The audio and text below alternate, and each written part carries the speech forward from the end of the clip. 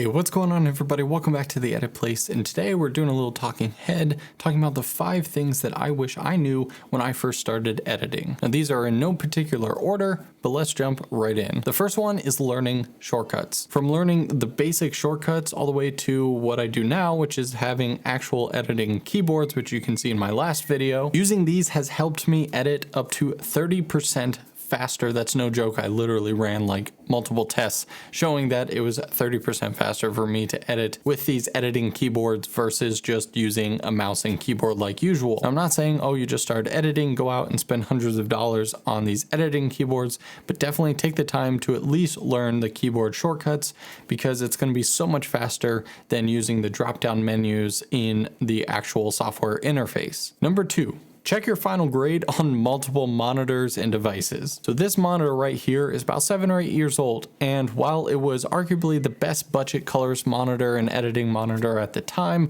over the years all monitors start to drift in colors, the backlit starts to go out a little bit, so it starts to dim, and basically it becomes not really a trustworthy screen. And even brand new monitors that you get may not be properly calibrated or calibrated the same as a bunch of other devices. And so when you export a video, it's a good idea to make sure that you watch it on your phone, a tablet, a TV, a computer, as many different monitors as you can quickly check. This is going to eliminate a lot of the issues I had where on this monitor, everything looked fine, but on other monitors, things were way too dark, sometimes too bright. Things looked a little more green or blue than I wanted to. Now, of course, this is where scopes can help you out, especially for the exposure issues. Just doesn't hurt to view it on multiple screens as a just in case. Number 3. Sleep on an edit. Whether you're a content creator or doing this freelance work or working for a company, odds are you've had a super late night edit, or at least an edit that you've been working on all day. And one thing I've learned is that is definitely helpful to, before you export and say, cool, I'm done with this, to go home, go to sleep, sleep on it, come back with fresh eyes the next day, rewatch it, and odds are you're going to find a bunch of things that you'd rather fix, change, replace, etc. We don't always have the luxury to do this, especially for those last minute deadlines, but if you can, sleeping on an edit is definitely underrated. Number 4, a bad audio mix can ruin an entire edit.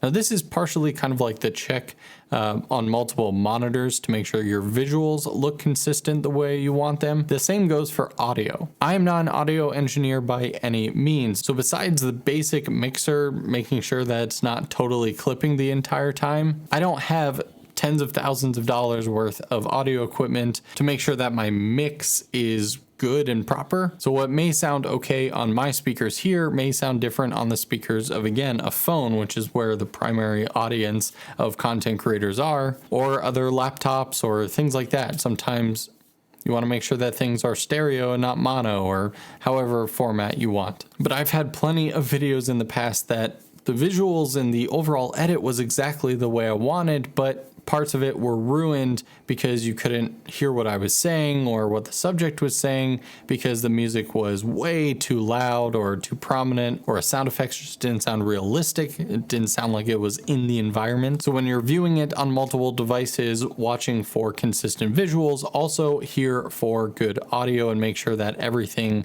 is as clear as you want it to. And finally, number 5, pacing is everything. This is also reworded as the old rule of don't fall in love with a shot. Pacing in storytelling is the absolute most important thing when it comes to editing, not, oh, I really spent a ton of time on the shot, so I want to let it hang for no reason. To this day, I still struggle with that because some shots really do take forever to do, or you just absolutely love something that you just shot and the clip turned out amazing. If it doesn't make sense for the video or doesn't make sense for the story and help push it forward, then you gotta cut it either entirely or just shorten it. The best way to learn how to do this is watch your favorite movies. Granted, movies have a lot more coverage generally because sometimes they're shooting with 7 cameras at once, so it's very easy to cut back and forth. But if a shot hangs in a movie for longer than like 5 or 10 seconds, there's a specific reason that it's hanging that long. Usually the average movie cut is usually anywhere between 1.5 and like 3 seconds. Again, take this video for example. Not much has changed because this is just a 1 camera talking head thing. But if you're doing something where you're trying to show a cool montage of a story happening, don't fall in love with different shots and let them hang for longer, because no one will love that shot as much as you do. Also, I'm a firm believer if your audience is left with wanting more, then usually you did a pretty good job. That's a much better taste in their mouth rather than, ugh, this is taking way too long. When is this over? So there you go. Those are my 5 things that I wish I knew when I started editing. Let me know down in the comments below any other tips or regrets or advice you guys have, and let's just make this one long thread of giving advice to each other of what we can do better and things that we all wish we knew when starting out. Thanks so much for watching. I'll see you guys in the next video.